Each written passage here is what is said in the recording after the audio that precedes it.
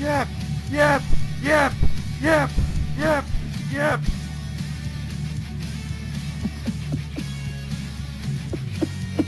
Is that your intro?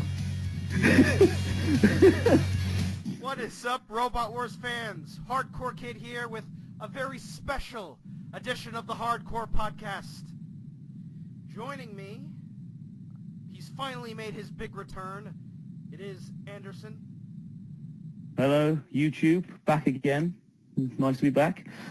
And making his second appearance on the podcast, we have ResetiisReplicas. It's Rossetti's Wars 2, Electric Boogaloo. So, Season 10 has ended, and now we're waiting very impatiently for Series 11. Still no word yet. But until then, we're going to be taking a look at some of the other Robot Wars matches from the International Series. Yes, there wasn't just a UK series. There was a US series, a German series, a Dutch series, and some of those complete knockoffs that you see over in China and Beijing and wherever. King of Bots, which is a complete BattleBots clone, but you know what? I like it. I mean, they get more than 4 fights in an hour, so... Oh, hell yeah. They got like 6 or 7, so... Yeah. Plus, they don't have commercials, so they have plenty of time to get their stuff going over there. Plus, it's China. Yeah. China's awesome, so... I'm living on the Chinese rock. So, we're going to be, until Series 11 comes along, we're going to start off with some of the international series, and we're going to be starting off with the US series, aka Robot Wars Extreme Warriors, which aired on TNN, which is now Spike TV, or at least it was Spike TV, since they're closing the channel now. Idiots. Yeah, well. So, this first episode was first broadcast on August 20th, 2001. The first episode of Extreme Warriors, and of all episodes to start with, the House Robot Rebellion. The one tournament that is usually the closer for most of these events, mainly because they don't want to kill all the house robots, and this was the first episode they decided to air. I don't know. I guess the goal is to market the house bots, and did that. And they were very successful with that in this episode, weren't they? Yeah, I guess it was also maybe done because of the craziness. Like, you know, people, you know, if it's a new market especially, there'll be, you know, you don't want to put something silly, you don't want to put something dull on, you want something that's like over the top and crazy, and I guess the house robots just breaking all the rules, this one. But the thing is, if you've never watched Robot Wars before, you wouldn't know that the house robots leaving their CPZ and having all this freedom was an unnatural thing. Yeah. So it makes no sense. I don't know. And but believe it or not, the first event that was recorded in the studio was the U.S. Championship, which turned out to be a complete clusterfuck. It was 4 6-way melees. A lot of the robots either broke down really quickly, so we didn't get to see much of them. So I guess the producers decided, you know what, let's start off by introducing some of these bots, and you know what, a lot of the machines in this episode we'd be seeing in quite a few of the other episodes anyway, like the Tag Team and the War of Independence, so hey, this is a good way to introduce them, I guess. Little interesting thing about Extreme Warriors, and if you guys thought that the wrestling gimmick for the UK Extreme was very over-the-top and cheesy, just wait until you watch this episode. I mean, it is completely WWE meets Robot Wars. We've got Mick Foley, the host, for a start. Let's talk about some of the new presenters we got in this episode, starting with the hardcore legend, the real master of mayhem, Mick Foley. What do you guys think of Mick Foley? Oh, he's a great choice for this. And apparently, like, even behind the scenes, he was, like, really engaged with the robots and stuff. Yeah, it's like, this first season, he was, like, really into it, and he was just being so over-the-top and wacky, and... Oh, I have a wrestling reference. I give him positive 5 stars. How'd I do? It's a good start. Good start. I mean, What do you think of Mick Foley, Anderson? Oh God, I love Mick Foley. Yeah. To the point that I remember when I first ever watched the US series back when it was it must have been like 3-4 years ago now. And when I saw that, I actually fangasmed. It was brilliant. It was like, yes! But, and it's really quite surprising because, usually when you get obviously, one, he's a perfect choice, hardcore wrestler, known for violence and mayhem, and that's what Robot was all about. But it's usually when they get like a celebrity involved in one of these things, they either don't know what they're doing or they don't really have much of an interest, But Foley, like you said, he was well up for it. He was in there. He was always intrigued, interested in what was going on. He always treated Roboters with respect. Obviously, he had a laugh with them, but he did know that these guys have put a lot of hard work into these machines, and it was a nice, refreshing change. I don't think they could have really picked anyone better than Foley for this, to be honest. At least at the time.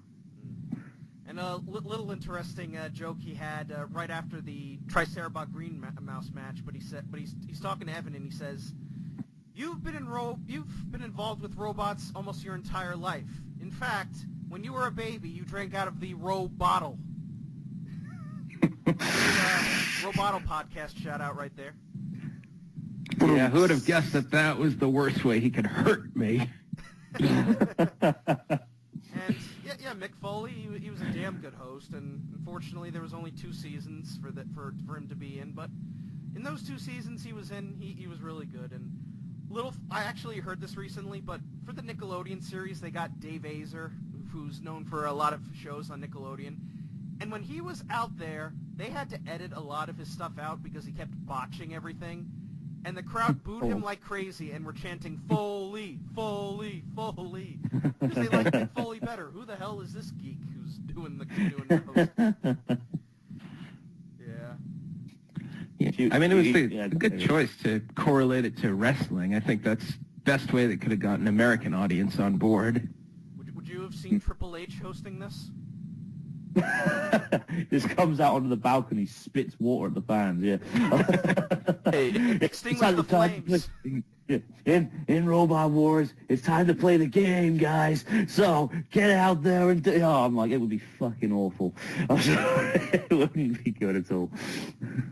So that covers Mick Foley. Now let's talk about one of the more controversial commentators in the Robot Wars fandom, Stefan Frank as commentary, filling in for Jonathan Pierce. What do you think of him?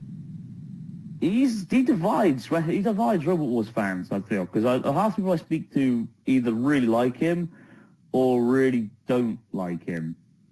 And unfortunately, I don't want to sound horrible here, but I'm more on the side of not being a fan of his. He seems too forced. Does that make any sense? Like, it doesn't seem natural to him. He feels like he's forcing himself to sound excited and interested. It doesn't quite work for me. That's just me, though. It seems like... He does. He seems like a construct of what British people imagine a dumb American to be like. And if you watch the old Grand Champions episodes when they were uploaded onto YouTube way back in 2006, people were like, "Oh, God, who is this? Bring back Jonathan Pierce. Who is this Americunt?" We're going to need 18 plus now. I like him because he fits the whole wrestling gimmick idea for this. He almost kind of reminds me of Jim Ross in a bit. He's got a little gravelly voice to it and such. And believe it or not, Stefan Frank has actually done some voice acting work outside of Robot Wars. He does the voice of Mr. Robinson on The Amazing World of Gumball right now. Oh, that's awesome. Yeah, That's pretty he cool. also sang the Fat Controller song on a particular show about talking trains. I've never heard of it. Have you guys heard of it? No, I haven't. I do think, though, he does... I don't know about... We have channels over here which show American television programs. Like, there's one called E4, which shows basically a bunch of American TV shows. And I'm pretty certain he does the voice for that channel. Like, he's the one who, tells you what's coming on next and all that stuff. Yeah, he actually has his own YouTube channel where he uploads a lot of promos for stuff. Like, I think he's done some promos for cartoons, and he actually did BattleBots at a couple points, so that was pretty cool. Awesome. I know Anderson doesn't really like him that much. I like him. I think he can be pretty funny at some points, and It's not like I don't like it. It's more of a case of I don't think it's hard to explain. Like it's not like I can't. He's not listenable. If that makes sense. I can happily listen to him. I just don't think he was ideal for the role. If that makes any sense. That's just. I mean, I loved his enthusiasm, but he didn't always seem like he knew what was going on. Like, a lot of times he was guessing, and I would have preferred someone who knew what was going on. So it's Ben Ahmed Zappa. Oh my god! Could you I don't know imagine about Ahmed that. Zappa's commentary? That would be amazing. Yeah, well, he was I'm in the tired book. of these two. Bring me more robots. What's going on? What's around there? That's all his commentary was, and I swear I couldn't understand a freaking word of it. I will say I would much prefer them over the BattleBots commentators they got. I mean, God bless Kenny, but he's just not good. Speaking of not good, let's talk about our pit reporter, Rebecca Grant. What do you guys think of her? Too cheesy American. I guess that's kind of the point, but you know, Jesus Christ on a bicycle. It is. It's one of those. She's like, oh really? Come on, you can do better than this, surely, America. You got much better people than this. What is this? I don't enjoy Rebecca Grant at all. I'm afraid. How about you, Ian? It's like. Yeah, I mean, it seemed like her job was to just let them talk, and she did that pretty well. What's her resume? I don't know. I'm gonna check her wiki page now.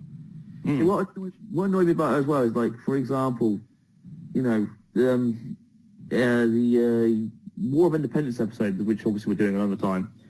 Now, we usually, in the UK series, whether it was Jonathan Pierce or Craig or whatever, they would occasionally drop in little hints about, like, for example, in the European Championship, they announced that Black Hole was the winner of the first German Robot Wars. And that was a little interesting tidbit for you to know, oh, yeah, that's pretty cool.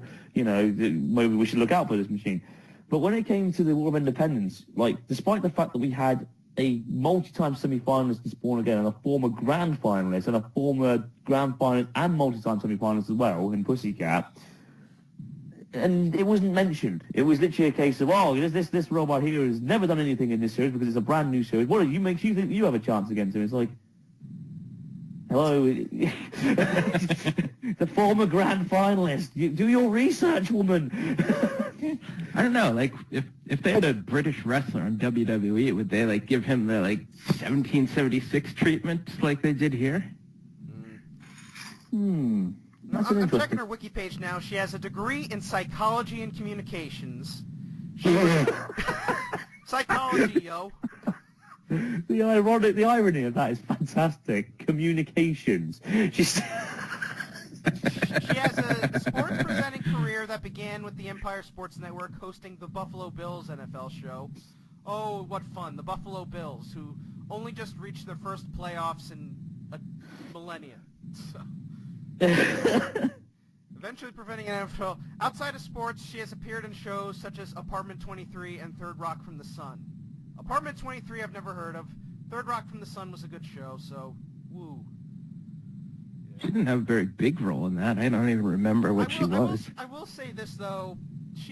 Even though she was kind of, how you say, unimpartial or whatever, she was still much more memorable than Carol Grow in season 2. Like, I'm uploading the season 2 episodes right now. Carol Grow is like watching paint dry. She has nothing to her at all. So it was literally like they just turned around and said, the UK's pit reporter and the Dutch's pit reporter are both blonde. Let's get a blonde! And that was basically where it stopped. They didn't think past that point. Fuck enthusiasm. She's got blonde hair. Yay! You gotta talk to people. I think Happy from who did those little interviews with in that Psycho Chicken video had more enthusiasm. AKA Happy. I mean, what? She had a reporter background, and she was in some kind of guild, I guess. That's how they get these jobs. We represent the Psycho Chicken Guild. I mean, I'm talking about the Screen Actors Guild or whatever. Oh, yeah. But yeah. So that pretty much covers the presenters. A bit of a mixed bag, but you know what? I enjoy them for what they were in this series. So let's talk about the competitors in this episode. And a lot of the U.S. machines were all banged up from the U.S. Championship, so they had to drive loaner bots. And out of the 8 competitors in this episode, 5 of them were loaner bots. But 5 of them were British. some of them were good, some of them weren't, but you know what? I think the good loaner bots definitely won. Starting off with the first winner, Silver Box. Or as I like to call it, a more stable pussycat. Or a more battered pussycat. I don't know. The disc actually did some decent damage. I mean, it completely wrecked Matilda's shell, but I mean, that's like pretty average. decorative fiberglass. Yeah.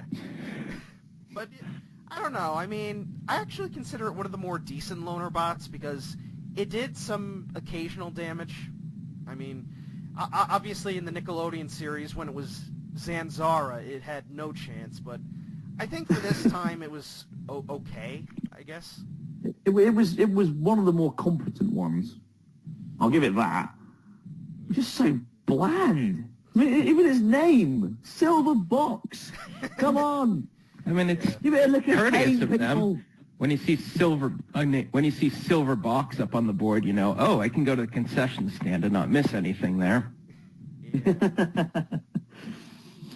Yeah, it was good for what it was though. Fair play. One thing that kind of bugs me though is the wheels on top. Like, I guess there was if it gets flipped upside down, it'll be able to run inverted, and the disc won't like disrupt its movement. But it's like, what did they do? They have like, I guess chains running up to the top little wheels, and I'm looking at the top wheels right now, and it looks like it came right off of a trolley or something. or one of those little hand trucks that you got. Like, I have a hand truck that I use to carry my gear when I go to events, and it kind of looks like they just took the axle from that and stuck it on top. I don't know. It looks silly, but yeah, it's average. I will say that it's average, and it is driven by Mike Regan, who you may know drove Brute in the U.S. series, and Spaz middleweight champion in BattleBots. So he knows what he's doing. He knows what he's doing. That's fair. I mean, that's probably why it won, to be honest. A robot is only as good as its driver. Remember that, people. Exactly. So, moving on to the next winner, another loaner bot, and what is considered the king of loaner bots, King Tut Tut. Yeah, Amazing. basically the best one by a country mile. Yeah. Wasn't it because the guy who, I can't remember who it was, I'm not very familiar with the American series, but the guy who was loaned it Yeah, was Chris like, Harriman. this act, that's the one. This axe is crap. I'm sorting that out, and I'm sorting it out now. And he basically upgraded it, so the axe was actually did something, and it was actually a very all-around solid design as well. Because I remember in the tag team, again, sorry, a different episode, I know, but in the tag team special, it actually drove underneath Runaway and beached it on its side. I mean, that was completely unexpected, especially because how steep the wedge is as well. That was awesome. I mean, okay, Runaway wasn't exactly, a great machine in Robot Wars. Nah, But, it was it was decent, and I think having a really strong wedge is what helped Tut Tut out in the end, since a lot of the other loaner bots either had like really tiny lifting arms or really lame hex weapons, but this one is just fairly solid. And if I were to compete in Robot Wars, and honestly, even if I did have my own heavyweight, I still wouldn't be able to ship it because it's expensive. I would still compete with either Tut Tut or, hell, Cadena Machina. Yeah, but and it did. The axe was really good, I will say. It put holes in Greenhouse, and it actually took out Shunt's speed controller. So Shunt had to be put on the shelf for a good number of battles. So it has power. Nice. Yeah. Good. Very good. I mean, again, you don't expect that from a loaner bot, in all fairness. Yeah. Fair play. Also, I will admit, it actually, again, unlike a lot of the other loaner bots, it actually looked like it represented something well. I mean, the name was good on it, Tut Tut, Tutankhamun. It actually looked like a pyramid. Even the eye-shaped holes representing where the wheels poked out was a fantastic little touch as well. Yeah, I love those. Yeah, any last things to say about Tut Tut? Only... Sorry, I apologize. Bad. Any pyramid jokes? Because I know Ian, you love to use a lot of gimmicks for your robots. Any gags or anything you want to say about Tutankhabot? I think it is, without a doubt, the second best Egyptian-based bot in all of robot combat. Oh yeah? Who's number one? Quicksand. Yeah, Quicksand. That's Ian's bot. Oh, nice one. Yeah, I don't know. Can we edit in pictures or something? Hell yeah. I Awesome. like Quicksand. I want to see it. It's a wedge, but it's got like a bunch of gimmicks on top, like a little quicksand Gimmicks pit, is a mean word. an island, and he's got pieces of tires on the side. It looks amazing. So when it comes to Tut Tut, people got the point. Get it? Because it's a pyramid and they've got points on it. No, I'm sorry. There we go. That should do it. I just put a picture in chat. Yeah, look at it. It's got its third place trophy right there in the remote. It's really cool. That's awesome, dude. Oh, thank you. So that pretty much covers Tut Tut. Now let's move on to who I consider the MVP of this episode, the paper bag monster itself, Tricerabot. The true winner. Yeah.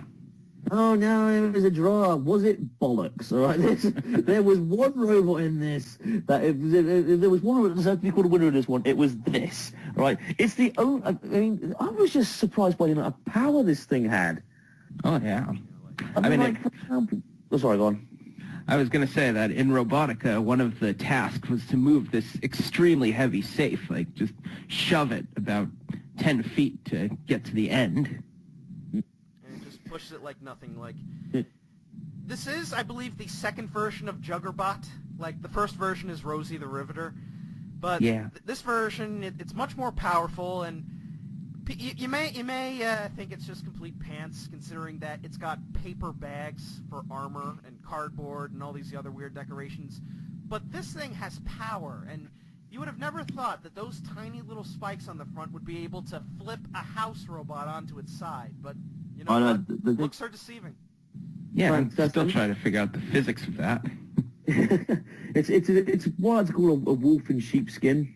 Like, it looks like nothing on the outside, but on the inside it's a powerhouse. I mean, and isn't this the robot as well that also in Robotica Season 3, I think it was, got the quickest battle record, or Fight to the Finish record against Claw? That was actually the 3.0 version, which we'll see in Season 2, but this is right, regular Season 2. Close enough, though. Yeah. Close enough, you say? Speaking of which, yeah. That's the only time we'll need to mention that we'll word. talk about the last winner, and that's the original Juggerbot, Rosie the Riveter. Which... That's another thing I realized about the American series, was a lot of robots were from the same teams. Yeah. And I think a lot of them. I mean, you look at the same team that entered, oh God, what was it, a propeller head, and there's like 5 robots attached to it. Like, what? Come on, guys. But yeah, you see a lot of the same robots being entered. Well, basically the story behind Rosie is, this was Juggerbot 1.0 in Season 1 of Robotica. Then Chris Gatman, who was part of Juggerbot, split to create his own team, and he brought Juggerbot 1 with him. He painted it yellow with wings and a little tiny-ass battering ram, which did some occasional damage, but wasn't all that hugely effective. And unfortunately, and you don't notice it much in this episode, but they were definitely having speed controller issues. So when you watch it in the later episodes, you can just see it going forwards and backwards very slowly, and one of their speed controllers were acting up. So unfortunately, Rosie's performance in the Season 1 was a bit of a mixed bag. But yeah, you know, I think the team made up for it in a way. Yeah. Looks like a Hanna-Barbera cartoon up there. this is Resident Evil actually has like this little soft spot in my heart because it's actually one of the very first US Robot Wars robots I actually saw. It was a video uploaded even more years ago now I think about it, and it was its battle against Night Stalker and Visenji. Yeah, that was when it had the wedge. Yeah, just that battle. But yeah, it was the first robot I ever, well, basically the first robot I ever saw, and of course it dominated that battle really well. So I was like, oh, that's pretty cool. What do you think of Whole Lot of Rosie, Ian? Awesome rammer, like Anderson said, the way it just rammed Night Stalker to the part where it, I think, crumpled it or something got dislodged. And about the fight itself, love those dubbed sound effects. How Rosie slamming into a wooden robot sounds like somebody banging on a hollow metal drum. The sound effects in Extreme Warriors, especially Season 1, are so bad. Like, they're basically reusing the Season 2 sound effects, like when Close Enough gets flipped, or in the multiple times in the Tut-Tut Greenhouse match, you can hear those obvious stock crash sound effects, like glass is breaking inside the thing. Yeah, like in Series 2 of Robot Wars, when every time a robot hit another one, you heard a bolt fall off of it. Yeah, but Rosie, I think, it had a good showing. Even though it didn't do a whole lot in the actual Rebellion, I think it performed decently, and even had a little pop at Refbot at one point, so yeah. But that pretty much covers all the winners of this particular Rebellion.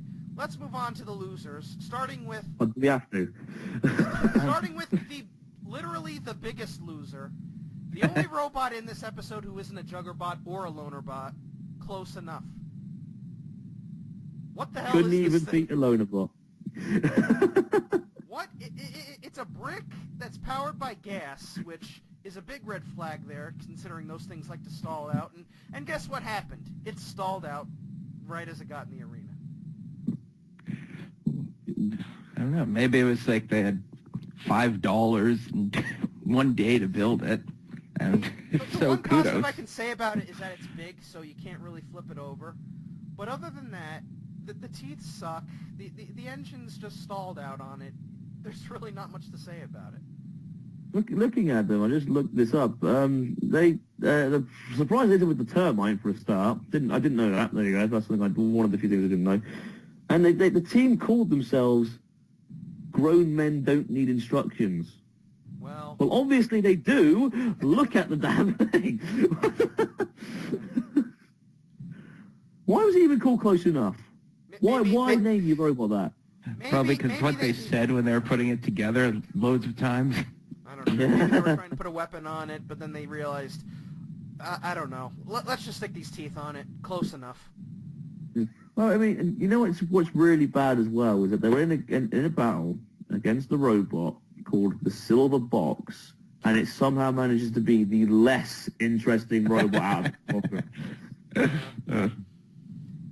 Other than that, it's just a brick. It's just a brick that doesn't work. If you're going to be a brick, be Drillzilla. Go on. That did it well. Yeah. I love Drillzilla. I have feelings for Drillzilla. The only problem is, I think, with the weight advantage, it's a little bit unfair. And only a brick wall could stop it. Its name was Razor.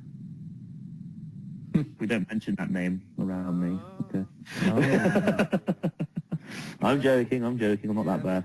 There's not much else to say about Close Enough, except it is one of the widest robots, I think, that's been around, at least until Medusa. But yeah, there's nothing else to say about it.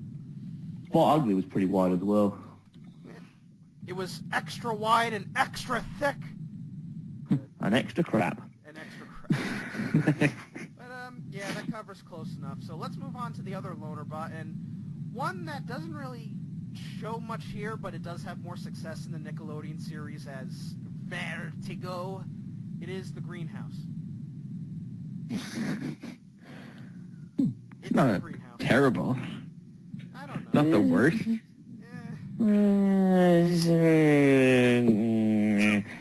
It's basically a polycarbonate box with a lifting arm that really can't do anything. Yeah. Well, I mean, give it credit. It lifted Tut Tut. Fair play. It put up a And then fight. it ran out of gas. Yes. We're noticing a pattern here. The gas isn't a good thing to power your robots on anymore. I'm sorry. Go back to Series 3. Yeah. I don't know. I mean, it's a thing. I mean, it wouldn't have done a damn thing in the actual rebellion if it had made it, but I don't know. Again, as far as loader bots go, it's probably one of the more structurally okay machines, I guess. I mean, it's got a working weapon that actually can lift something. It's relatively well armored for the time. But it's a loader bot. It's got so many glaring errors, it's unreal. Yeah, but... And speaking of Bot Ugly, this was in fact driven by the Bot Ugly team from Tyler, Texas. Oh, yeah. Didn't know that either.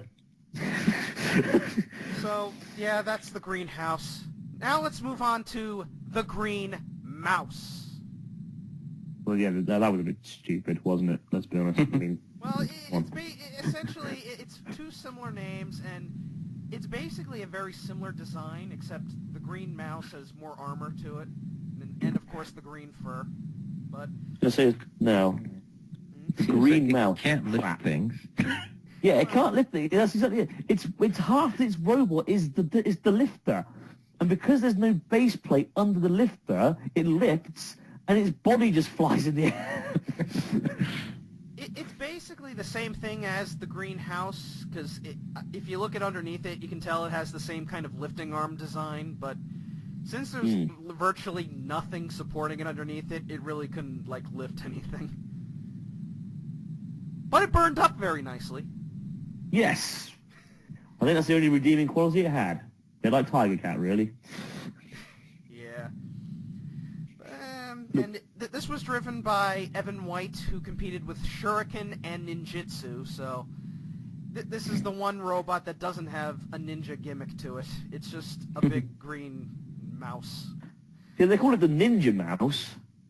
That would have been cool, you know, give it, like, I don't know, put some foam sabers on it. If there wasn't already a Splinter in Robot Wars, they probably have named it Splinter after the Ninja Turtles mouse. Ah, yeah, of course, that would have been that.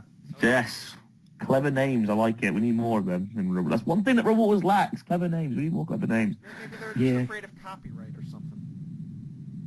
I suppose. Maybe that's more than likely.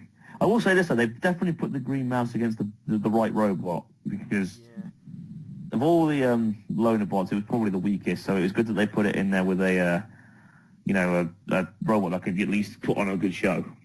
Exactly. And speaking of really cheap loaner bots, let's move on to the one, I don't know, I kind of consider this the weakest, just the fact that it broke down under pressure. Rotbox. Well, the fact that it's got the name Rot in the... It's got the name Rot in the title. Rot is in the title. Rot is not a good thing. Rot is bad. If you have a piece of wood furniture and it is going rotten or rotting, throw it out. That's not a good thing. And to be honest, they probably should have thrown this out as well. Because... didn't they go on to become Bang? Yeah, the armored into something more than wood. The team loved this loaner bot so much that they brought it back.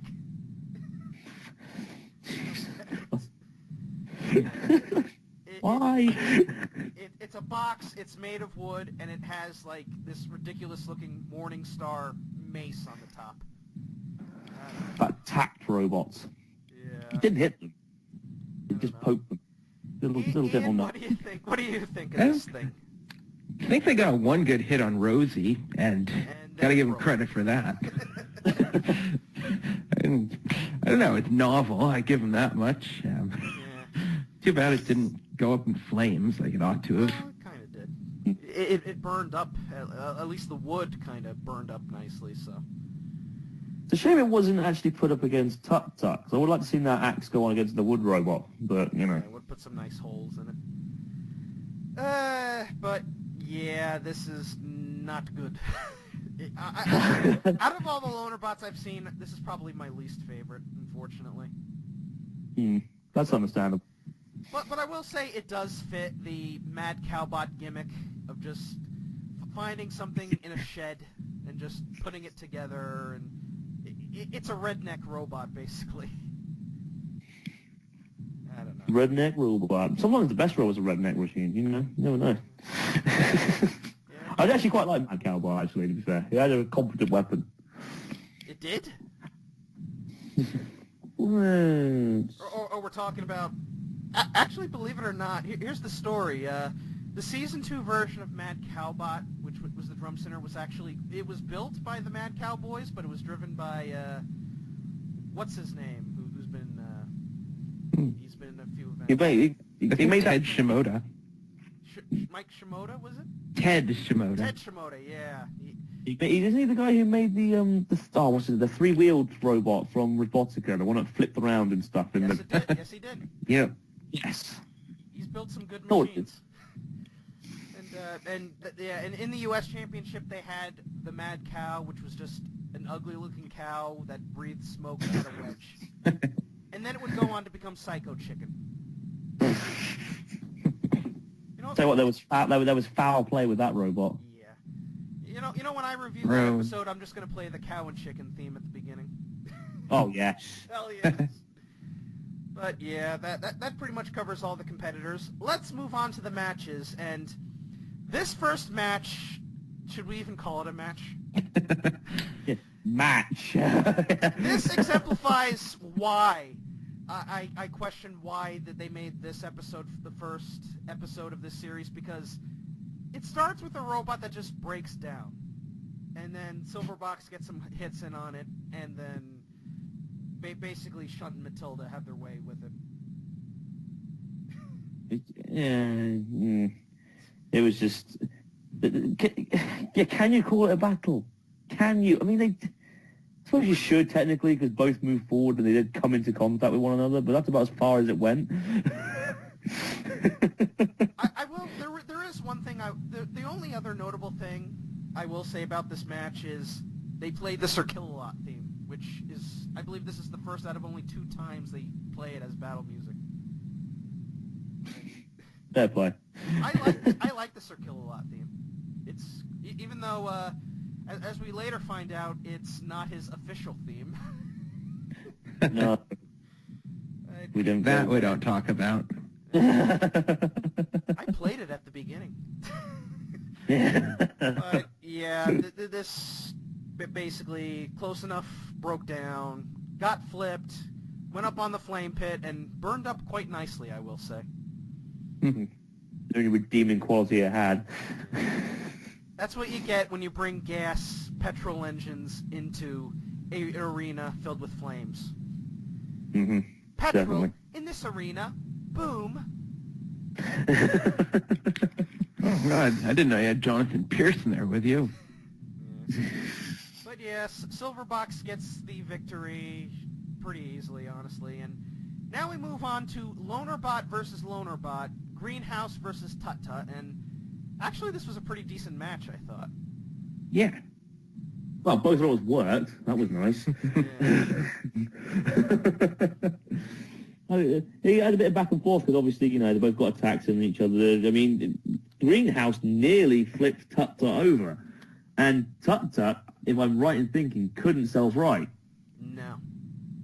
Now, Tut Tut, for those of you who don't know, is one of only, I think, 3 robots that has never lost a battle in Robot Wars. No, 4.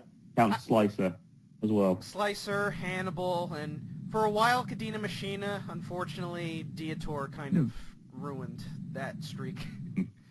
Apparently, Ultor, if you count Ultor. Ultor And and Anvil. Anvil. Oh yeah, and Anvil and Scar, who won but then had to pull out. Oh well, good friend of my own, Scar. So I'm gonna 18 praise years. it. That streak is still going strong. Yes. Flipping heck. This was a decent match. Greenhouse got some lifts in, but then the flipper ran out of gas. Tut Tut got some hits in, and actually did a good job controlling Greenhouse. It got it into the CPZ and into almost fell down the pit at one point, unfortunately. But I guess that's what happens when you got a very wide robot. And I'm looking at the picture now. You can see it's got the typical loner bot base plate under it. You can see where the electronics go and where I guess the CO2 system goes. But yeah, this wasn't like a super ultra explosive match. But you know what? Some matches don't have to be that. This isn't Supernova versus Cadena Machina or something like that. Just exactly. a good back and forth match. Yeah, well, I mean, that's what I like. I mean, a lot of people do, there's the people who, there's, what I like to say, there's two types of Robot Wars fans. There's, oh my god, the damage fans, who, if it isn't literally been sprawled across the arena, they're not interested. And then there's the other fans where they look at it from all sorts of different areas. And I'd like to think I'm one of them, really, because I do like my damage, don't get me wrong, but I like close fought battles. I like it when both robots give it a good try. And this one, yeah, I mean, don't get me wrong. I mean, it wasn't, like Panic Attack versus Firestorm or anything like that, but it was a good little tactical battle. And for fair play to both teams, especially Tut-Tut, very well driven. And they deserve respect for that at the end of the day, because they put on a better display than the first bloody battle, let's be fair. I just like it when bots work. I mean, what kills me most of all is just any kind of weapon that just does not work.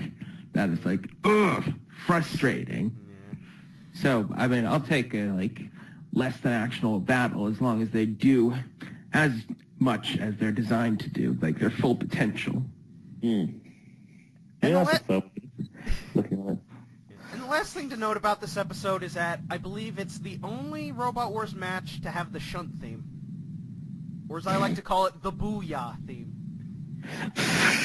If you play the Robot Wars games, that's the one that they use in the Steel Mill. Or, actually, it's the one they play in... I have Arenas of Destruction, and they play it during the Siberia match. So. Oh, do they? Oh, my bad. Yeah. Booyah, Cyborg. Oh, yeah, I know which one you mean. But, yeah, Tut-Tut managed to get the victory by getting its axe right into Greenhouse and just pushing it right into the pit, so good stuff. And now we move on to the battle of the completely flammable bots, Tricerabot versus Green Mouse. This was a pyrotech's bloody wet dream. This was, let's be fair. Yeah. Just stick Dietor in there and boom, you're guaranteed to have flames. Yeah. Sergeant Bash and a nice can of petrol. Did you notice Sergeant Bash wasn't even in this episode? Hmm. You'd think with these two bots in it, they would at least have him in there. Exactly. That would have made more sense. Shame. This is definitely one of the more entertaining battles, just because Tricerabot owns life. Let's be fair. Tricerabot is there. He got another flip that we can't even figure out how he did that. He just rammed into it. He says, I'm just going to end my life now and roll over for you, oh mighty Triceratops warrior.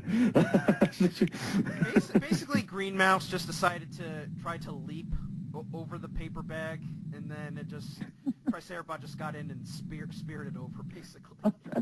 I tell you what, that little attack actually reminds me of. It reminds me a lot of Firestorm versus Crasher Nasher from Series 3. Just drove into it, and that was it. Yeah, so, all right, then. Thanks for coming, lads. Bye. I will give Green Mouse credit. It actually worked, unlike the Second Rebellion, where... Well, it eventually returns as Squirmin' Vermin in the Nickelodeon series, and it doesn't do jack shit. I think it lost caught fire and got attacked. Oh, they didn't catch fire. They turned the flame pit off of the Nickelodeon, didn't they? Right, yeah. They turned into CO2 because flames are too dangerous. And Sir K instead of Sir Kills. Why the fact that, children were in teams beforehand and they were okay to say Sir K on that fire. It's just stupid. They call him Sir K in both the games and in the magazine. Yeah. Sir K was actually one of the Knights of the Round Table, so it kind of works. Yeah, sure. What about Sir K-A-Y? They're more than happy to keep the word dead in there, though, weren't they? And for Dead whatever melt. reason in Grand Champions, they call the kill cam K-cam. I don't get it. Well, I mean, I do know that, like, back in the 90s, America, like, telling someone, "You're dead meat," was such a ubiquitous expression that they really couldn't, there really wouldn't be any big deal to acknowledge it. So, You know, dead metal. acknowledging something that kills a lot, I guess, might be a little bit too risque for American audiences. Crush, kill, destroy, swag. Yeah. Well, Yeah, coming up yeah. after this, Rocco's Modern Life. Oh my god! I watched some of the old episodes. My god, they get away with so Yep. much. Oh, yeah, they... Choking chicken, Balzac. I swear. Oh baby, Rocco. So, Wow, one whole night. I was a very Okay. naive kid. I thought, like, that sounds ironic, but they wouldn't put that on a kid's show. I must be mishearing. That was me at 12. So yeah, this match basically, Green Mouse got a lift, but couldn't flip it over. Dead Metal decided to take a bite out of Tricerabot and got one of those little decorations off. Green Mouse hits the pit button, almost goes into the hole, and then tries to flip Tricerabot, but ends up getting flipped over. And then Tricerabot decides to make Green Mouse extra crispy, and we get a very delightfully burnt mouse at the end. So this was entertaining. I enjoyed it. As a spectacle, it was brilliant. Yeah.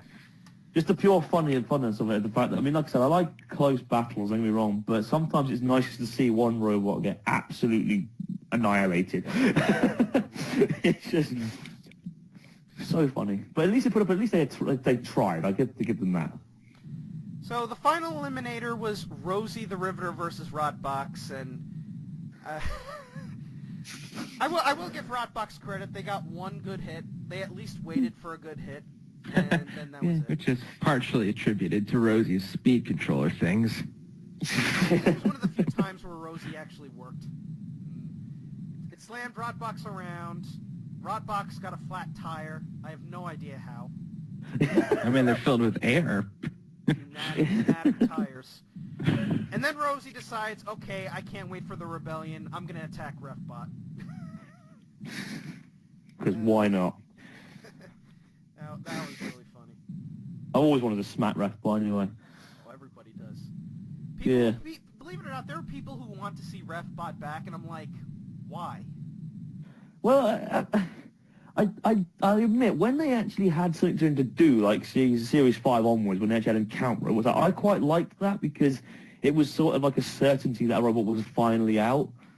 But at the same time, if you're going to have this new rule where the robot's dead for 10 seconds, they're out anyway, what's the freaking point in having him there to begin with? You may as well, I mean, by the time they've realised it's dead and got Refbot to drive its ass over to the damn robot, it would have been deemed immobile anyway, so what's the point? Well, I mean, yeah, it's a formality, but from a TV perspective, it makes it easier for the audience to follow. Yeah. I guess it was nice as a spectacle sort of thing. I mean, it's like, it's like in wrestling or boxing. I mean, you wouldn't know who won unless there was a referee there. I guess it's sort of the same thing. Problem is the referee always got in the way. And you might as well say that Refbot took a ref bump. There you go. But yeah, Rotbox got a flat tire, just completely broke down, and Kill-A-Lot, who makes his first appearance in this episode, and did anybody notice that Kill-A-Lot is missing half his breastplate which was probably from the fire, from the tornado? No, I didn't actually. Yeah, it's like completely torn up, so, Oh, where do you think it got ripped off from? When it got set up on fire during the Tornado Pussycat match, and it burned Oh. the fiberglass. Oh, yeah, of course. Bad times. Good battle, that. Yeah, I like that battle, and Kill-A-Lot got a little hot under the collar. And speaking of, so, yeah, Rotbox pretty much got obliterated, basically, and so we're going into the final rebellion, and there is actually a really cool story by Mike Morrow, the builder of Juggerbot, or Tricerabot. You know those bars that they have attached to the Juggerbots at the back? Those were meant to set fire. They were basically like little decorations they had on the side.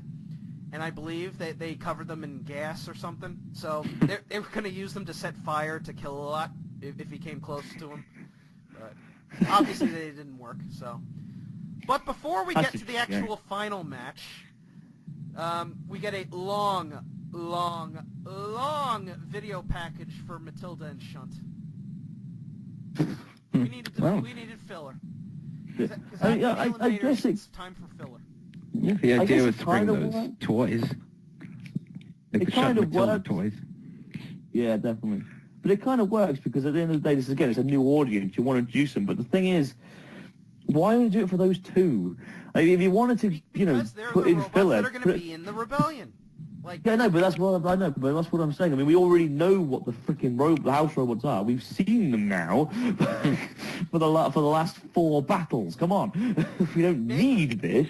If you're going to do this, put it at the beginning and show us all the house robots just to get the new audience used to it. Then start the battles. I think it's again trying to be like WWE, where you have a video package showcasing what they can do. It's kind of like you watch WWE and you see like Braun Strowman just power bombing everybody and stuff. So, or Roman Reigns hitting spears. Yeah, but we'll talk about the Royal Rumble when we're done. We'll give our thoughts on who might actually win. And one thing I find really funny, a couple things to note about the video package. All the footages of Series 4, which has Matilda with her chainsaw, which they say is interchangeable, although she doesn't have it until Season 2, and even then she doesn't even use it. And they say that both Shunt and Matilda have never before seen prototype cold fusion motors. What the hell are those? I have Sounds no real to me. freaking idea. Yeah. I think Well, it's like, Shunt apparently had a diamond-edged axe and a cold fusion engine. And then people actually thought they actually had a diamond-coated axe. No. I thought it was just diamond-shaped. I don't know. Yeah, that's what I thought. In fact, Ian, you on the wiki, you made a list. didn't you? That silly thing, yeah. We're going back a few years now, but you did the Robot Wars Myths one, and people actually believed. And because I was like, people actually thought that was coated noise. It was me reading that actually made me realize people thought that. Jesus Christ. And the last thing to note is when Stefan is going through them, he mentions that one of the key features of Matilda is the toughness of her skin. Her fiberglass shell is more resilient to attacks than steel. Bullshit. That is The thing bullshit. popped off. Yeah, I mean, Come on. Silverbox damaged it. Silverbox Well, right, I damage. know you meant to big the house robots up, but you can't be that thick. You can't turn around and say that fiberglass is tougher than steel. That's no. Oh, I've got a new robot. Yeah, it's got papers on, but this is going to do anything. Oh, no, bollocks. Sorry. I think Jonathan Pierce would still say she's extra thick regardless. So. Uh-huh. Well, but not as much as Eric Corton. I watched an episode Oh, of God. Duck Robot recently, and it was when Elmo lost against whoever it lost against, and Slice, I think. And there's literally a bit when Matilda hits Elmo with her flywheel. He goes, "Come on, baby, shake that ass." It's like, for God's sake. I love Eric Corton, but bloody hell. So we'll move on to the final rebellion. Silverbox, Tut-Tut, Tricerabot, and Rosie versus Matilda and Shunt. First off, are you guys aware that this match is 4-on-2 advantage baby faces? Oh I no, knew that, it. that basically a babyface is a good guy in wrestling. Oh. Yeah. And a heel, and then a heel's a villain. That's how it works. Like, obviously, I guess you want to, I don't know, maybe if Dead Metal was in this match, maybe it could have been more interesting, because, let's be honest here, Matilda didn't do a damn thing in this match. apart from roll over. She got, basically, the match was just Tricerabot trying to ram into Matilda's ass. And... yeah. And he did. Yeah. Cheeky. I see what you did there. Wink, wink. Yeah. Nudge, room. So basically, it's the battle of the Triceratops, Tricerabot versus Matilda. Battle of the Axes, Tut Tut versus Shunt, which was a nice little scrap. Rosie didn't do a goddamn thing, because they were still broken from the War of Independence match with Pussycat, and Silverbox got some good slice marks on Matilda, which completely exposes the fact that fiberglass is not better than steel. Well done.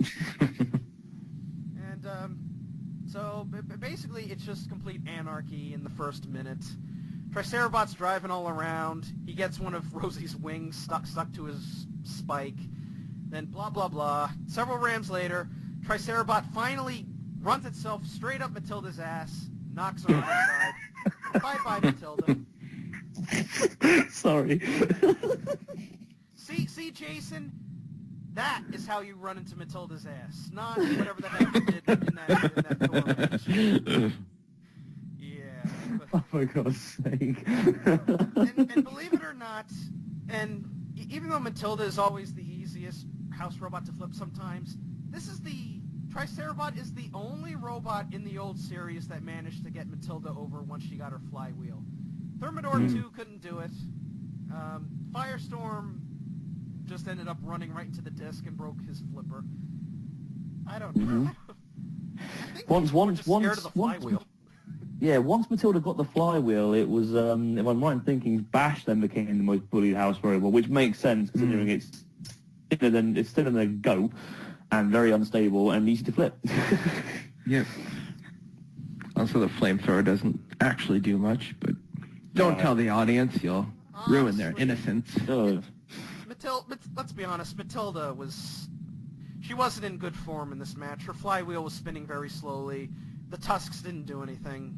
It took them a while, I think, to really get the flywheel done properly. I mean, a lot of Series 5, apart from, I think, a couple of times where it hit a robot, it didn't really, it was always either spinning really slowly or just scuffed them, you know? I mean, yeah, okay, it ripped Firestorm's flipper off, but it wasn't until Series 6 where we really saw that new killer instinct from her flywheel. Actually, I think in Series 5 it was really damn good. How it just murdered Rohog and... What was the name of that? Rohog was made of fiberglass, man. Come on. Yeah, well. So Matilda's on her side. Shunt is completely helpless. Tricerabot rams him like nothing. And then, this wasn't actually seen, because hello editing, but Tut Tut actually put its axe right through Shunt's armor, hit the speed controller. Shunt is dead. So it looks like it's a victory for the competitors. And then all of a sudden, Daniel Bryan does a run-in. There is a good reason why I put this moment at number 1 on top 5 smegged up moments of Robot Wars, just because of how completely ridiculous this was. Well, the fact that there was so much smoke you couldn't even see it. More smoke than the fog of war. Just this big moment, dun dun dun dun dun dun dun dun. You don't see anything for like a minute because it's just smoke. It's like, all right then, lads, cheers. So Tricerabot hits the pit button. Kill-A-Lot decides to go for Silverbox and decides, all right, you're going in the pit first. Big mistake. Because Tricerabot does the classic ramming up the ass move, and Kill-A-Lot goes right on his face. He's Billy Gunn. I just realized Tricerabot is Billy Gunn. He's an ass man. Well, ass. Yeah. And you guys know that, like, he did get him in the pit. They just edited that out. Yeah. Oh, yeah, obviously. They don't want to ruin the credibility of the house robots straight away, which, again, kind of ruins the whole point of putting this on first. Why not put it on last? Because then the audience could get a relationship with the house robots and realize, God, these things are awesome. And then as the series ends, oh, wait, the competitors own it. No, let's just make them look really weak in the first episode. Fuck's sake. Yeah. So, I mean, I think it would have had to have been more even matched for it to, like, close the series out in that way. I suppose, yeah. And they didn't... my cut doesn't have it, but right after the end credits, Mike Morrow says, next time bring all the house bots in, because let's be honest, it would have been more fair if it was like 5 competitors versus 5 house robots. Definitely. In fact, if they do have a Series 11, and if they do decide to bring Bash back or something, have a 5-on-5. Apollo, Gabriel, Big Nipper, Behemoth, I don't know. Worm. Worm? Well, Oh, hell yeah. Well, just to make it fair. Yeah. And so, the last 30 seconds of this was just Tricerabot wedge under Kill-A-Lot. Tut-Tut tries to get the axe in, can't do anything. Rosie tries to push him in, nothing. And eventually he does end up in the pit, but they end up raising the pit to try and get him out. But it's to no avail. He's stuck there, and finally time runs out. And so we decide to find out what the judge's decision is. And all Mick Foley says is, there is no victor. Bull fucking shit. You see, that's funny, right? Because from what I can see, it was quite clearly a winner there. I think the idea was it was supposed to come down to whoever was left alive, like the Extreme Rebellion. But basically, three of the machines, I guess, because I don't know if Tut-Tut broke down at the end there, but basically, Tut-Tut and Rosie were still, or not Tut-Tut, but Tricerabot and Rosie were still mobile. But I mean, like, let's be honest. The plan was never to say that the competitors won that, no matter what happened. Oh, no. I mean, literally, unless all the house robots were upside down and there was nothing left of them, and they were on fire and spontaneous. And even then, they say, then they pretty just close, bring in another one, and it's a tie. Yeah. So they bring in Shove. No. it really begs the question for the Extreme Rebellion. Why not just bring Kill-A-Lot in? What was the point of bringing Matilda in? Well, the surprise, well, to be honest, they didn't even need to. But this is actually quite interesting. Actually, this shows you the difference here, right? In the UK Extreme Rebellion, you had 2 house robots against 3 robots, and they had and the 2 house robots owned the battle to the point where when Matilda came into the arena, Thunderbird had already been pitted, and as Matilda entered the arena, Scorpion was pitted by Shunt. So what was the point? You didn't need Matilda in there, so why did you bring her in? Yeah, I'm honestly not a big fan of that rebellion. Like, I prefer I prefer the ones where it's actually close. Like the Series 7 one where Growler and Cassius Chrome got flipped over and Mr. Psycho fell asleep. And very, very underrated battle. Definitely. I think this is my favorite rebellion, just for the crazy factor for it. And this was a I thought this was a really fun match. Just everybody going around, ramming each other. The Kill-A-Lot entrance was completely over the top, but I laughed. And yeah, seems like a thing that would happen in wrestling. I guess that's why they did it. Yeah. Yeah. And obviously, this is meant to be Robot Wars meets WWE. Yep. All the costumes, all the cartoon characters and whatnot, but the gimmicks, the over-the-top acting.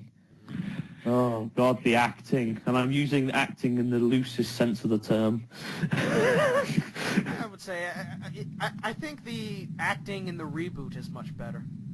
Like you got all the competitors doing the interviews and whatnot.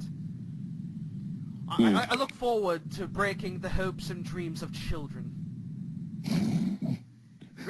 Craig, are you there? Rebel Wars wouldn't be the same without Behemoth. It's like Anthony Pritchard's in the room. It's literally like I'm right next to him, guys. Wow. or Tim. I don't know. I'm gonna try to do my best Tim voice. Concussion. It's a drum spinner. I don't know. We need Tim back. We need Tim back. We need Series 11, and we need Tim as a guest again. Yeah, I just think we've had 3 series of our reboot, unlike BattleBots. Just saying. Oh. Sorry, I twisted the knife a little bit there. Sorry. But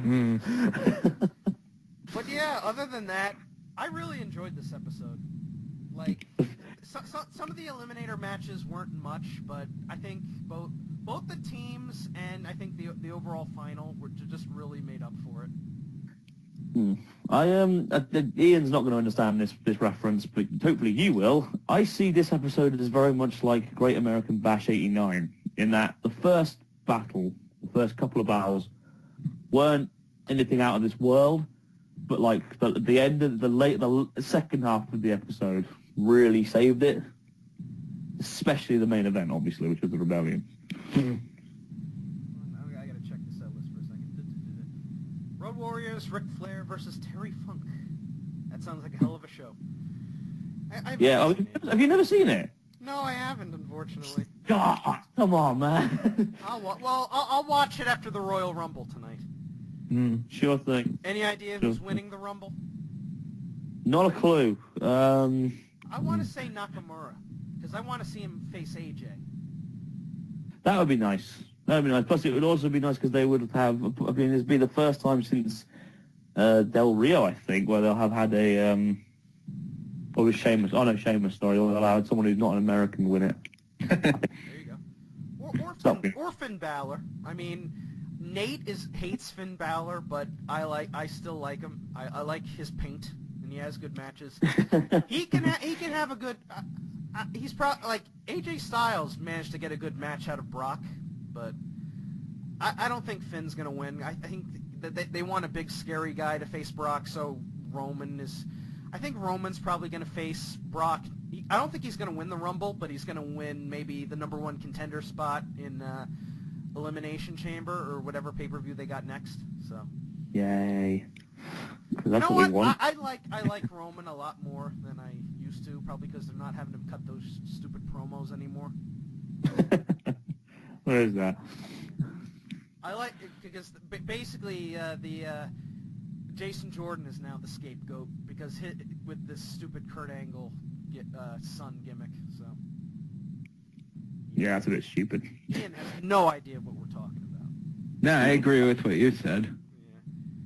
Oh, Yeah, thank you. Overall, on a scale of 1 to 10, I'll give it an 8. How about you guys? 8. I was entertained. Like the matches weren't fantastic, but I was really entertained by it.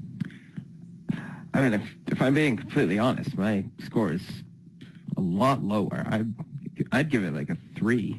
I mean, yeah. Wow. I mean, it was just disappointing all around. Like, disappointing for the people, for Mike Morrow especially, who didn't get his proudest moment on television. Disappointment for the kids who were there expecting to see Razor, Hypnodisc, and or Chaos 2. Oh, don't be a fanboy. What do you mean? Well, you know what I mean. Don't be Stuart Gibson. Well, I mean, you know what I mean. Like, I mean, imagine yourself, like, going to Robot Wars at that time, not knowing what you're going to get, and coming up with these, like, I mean, we don't think very highly of the loner bots, but this set being a majority loner bot thing, like, I mean, we had very few, like, actual good moments, like, that made me really leap out of my seat with excitement. I mean, it's like you said, a lot of bumping and banging with really the occasional tiny speck of gold in a good moment. Well, you know, there can be good Rambot versus Rambot matches. Like I've seen Quicksand's matches with all those D2 kits. I appreciate that, and I mean, my favorites are the ones that, I mean, in my opinion, are the ones that, like, are either one-sided or end in a KO. Yeah. What do you think of this episode, Anderson? I'm gonna go 7 out of 10. It's I realised that when it comes to episodes of Robot Wars, there's 2 things you've got to judge it from: battle quality and spectacle. Spectacle being obviously the crazy over-the-top shit that happens, and obviously the battle quality is obviously, you know, whether it's, for example, I mean, I wouldn't call Hypnodisc versus Splinter a good battle. I'd call it a spectacle, because it wasn't really a major fight. It was just one robot getting ripped to pieces. And I think this episode mainly is saved by spectacle alone. Like, I mean, that last battle was just so crazy and so weird and zany. That immediately adds a couple of points onto it, especially straight away for me. And but yeah, I think 8's a little too high. I think 3's a little harsh. Sorry, Ian. It's okay. But I think a good 7, maybe 6.5, 7, somewhere around there. Probably about 7. It's towards 7, so I'll go with 7. Oh yeah, and I suppose to add to what you said about the about the considerations. Quantity is perhaps a big one for me. Like, I mean, I don't think I can ever rate an episode like extremely high if I've come to expect a lot of battles in an hour and only get a few. Yeah, but that pretty much covers this first episode, and I think it started the series off well. But yeah.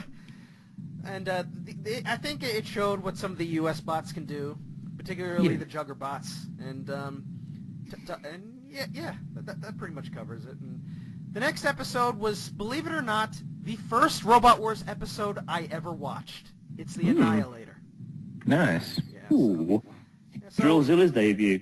Drillzilla's debut for everybody in this episode, pretty much. Well, yeah. Yeah. But Drillzilla's the only one that really matters. Well, I guess Conquering Clown. Oh yeah, Clown's awesome. So yeah, when I have free time, hopefully I'll be able to get Nate to join us, and maybe a few UK guys. Hopefully we'll get Jim back. And unfortunately, we were going to have him join us, but unfortunately he was busy. So I don't know, and maybe Jim will do his own reviews of these episodes too. I'd like to hear Maybe. those, I think. I'd like to hear that. Yeah, I think we all would. So I'm still uploading the season 2 episodes. I'm up to Heat H, aka the Shit Heat. So, which features Remind me which Falcon one. Mark 2 on that one. Oh. Guys. And Let's put that it in features perspective. one of only 2 U.S. champions in existence, Tyranobot. Yeah. I think actually that might have been because they were originally only going to do 4, and then when they looked at their inventory, they said, "Hey, we have enough for 8 heats. Let's do it." And unfortunately, that meant all the good ones were already assigned. So yeah, that pretty much covers this episode. Hopefully, we'll see some more robot fighting, and also later on in April, me and Ian are going to be going to Robo Games in California. That should Oh be yeah, fun. yeah. We're seeing a lot of famous bots there, like Last Rites and Foxic and King Bee Powerworks. So Looking forward to it. Where it's at. yeah. I mean, it's like Foxic versus Mr. Speed Squared, underrated classic, 5 stars. That's it. I've actually been, and I've been thinking, if Simon lets me drive King Bee, I'm gonna have a War of Independence match with Foxic. That'll be a 6 6.25 star match right there. Oh yeah, definitely. Yeah. Can't imagine why it wasn't game for you to have a War of Independence against Last Rites. Well, God, imagine that. Well, King well- Bee versus Last Rides. oh god, the king would be dead. Like, I'm sorry. Like I think Simon said he wants to go out with a bang, and having King Bee fight Last Rites is the ultimate. It's a execution, unfortunately. Yeah, right. Don't need to bang right away. But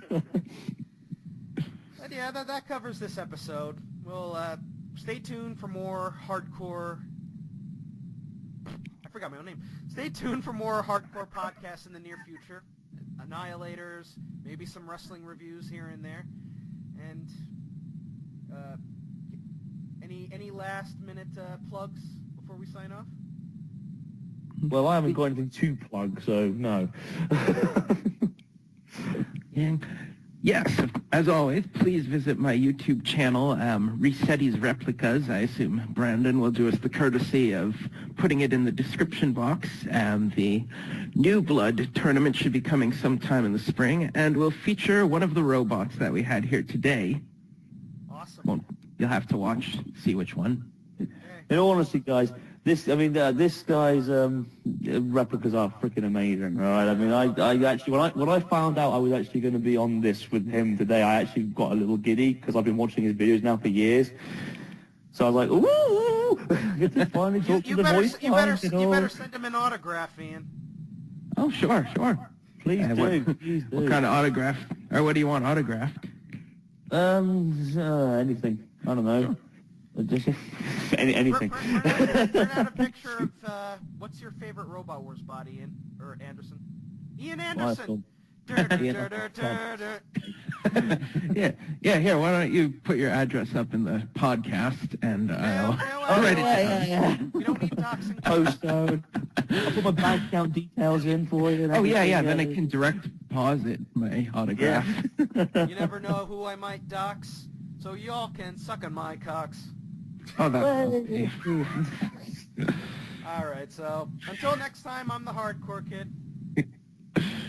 I'm Rossetti. And I'm that British twat that doesn't shut up. Until next time, peace out. And unfortunately, Nate isn't here for any last-minute singers, so anything? Let me think. Make a wrestling reference. There you go. He likes ice hockey. There you go. There you go. All right. Peace out, guys. Peace.